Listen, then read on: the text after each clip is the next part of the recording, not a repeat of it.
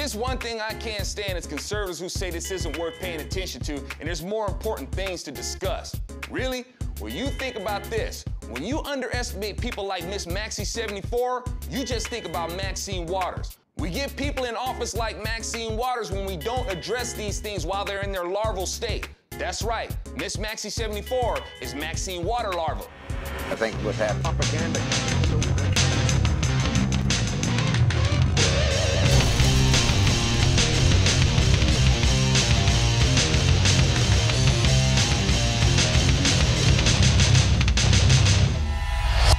Welcome to Zone Nation. I'm Alfonso Rachel, and this is my right-wing rant. Are you ready for another tall glass of Miss Maxy's chunky mental milk? They know you have to have a car to get around. They know you have to pay off that mortgage note.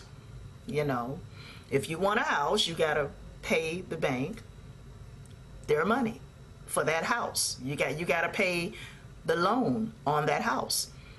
Otherwise, they gonna take that shit away from you and your ass gonna be homeless. Miss Maxy, economies are crashing because of people like you. Capitalism doesn't force you to do anything. Capitalism protects what you've earned. That's all capitalism is. That's all it does. It's not more complicated than that. I mean, this whole system, this whole capitalistic system is basically in place to rip your ass off. Our whole capitalistic system, our economic system isn't even wholly capitalistic. The entitlement mindset of people like you molested the U.S. Constitution against the language of Article 1, Section 8, Line 1. The original tax model of our country is capitalistic, but because of people with entitlement and controlling mindsets like yours, capitalism has been ignored, and the government has taxed people's income more and more. Okay, so, you know, don't pay that car note.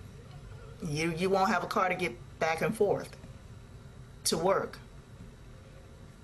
Yeah, dude, that's how it works. If you make use of a product or service, you have to compensate the person who rendered the service or product to you. Just like that job you take for granted. I'm sure that you wouldn't show up if they weren't gonna pay you. But evidently, you expect people to provide you with products, lend you money, or render services to you without you paying them. So it's quite evident that you support the idea of people providing services to you without you having to pay for it. And there's a word for that idea. What's that word? Oh yeah, slavery. This entire system here in America is designed to keep all of us a slave. You're not a slave to anybody, Miss Maxy. Anybody in the American working force who provides a service and is compensated with U.S. currency, which is of universal value, meaning that it's something that everybody can use, if you receive something like that in exchange for your work, then that's not slavery. If you are a slave to something, Miss Maxy, it would be to your own shackled down thinking. Ready for some more? I can see y'all waving your spoons. Why are we paying for water? Water is supposed to be free. Miss Maxy, you're right. Water is something that flows freely, which I guess should make it free. But wait, if you want the water to flow to your house, it's gonna cost some money. Unless you want slaves to labor to bring that water to you for free. Oh, and you're also gonna need slaves to make sure that the water is drinkable. You don't wanna drink contaminated water, do you? You're also gonna need slaves to remove your wastewater. And I feel you, Miss Maxy. People who do this job of maintaining our sewer lines to keep our urine and feces and whatnot away from us certainly don't deserve to be paid. I tell you, land is supposed to be free. We don't supposed to be paying for land.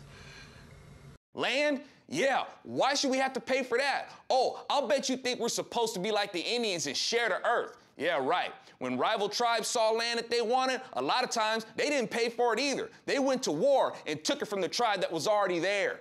They thought the same way you did. We shouldn't have to pay for land. But you're right, Miss Maxy. The land is free, but you're gonna have to pay for or force or protect land from other people who think like you and that they should have land for free, even if it's the land you're living on.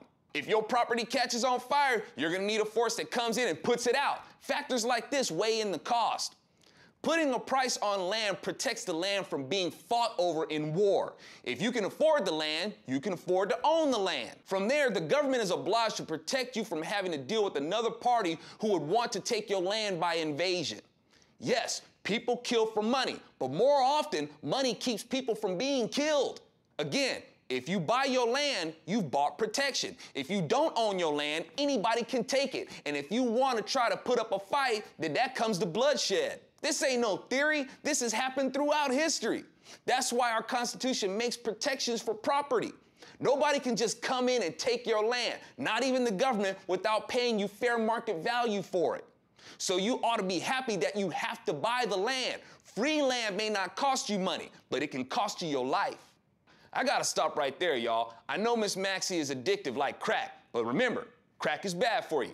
I'm Alfonso Rachel, and we'll pick this up on the next Zonation, where the water is not free because it's treated and not contaminated with whatever Miss Maxy's been drinking.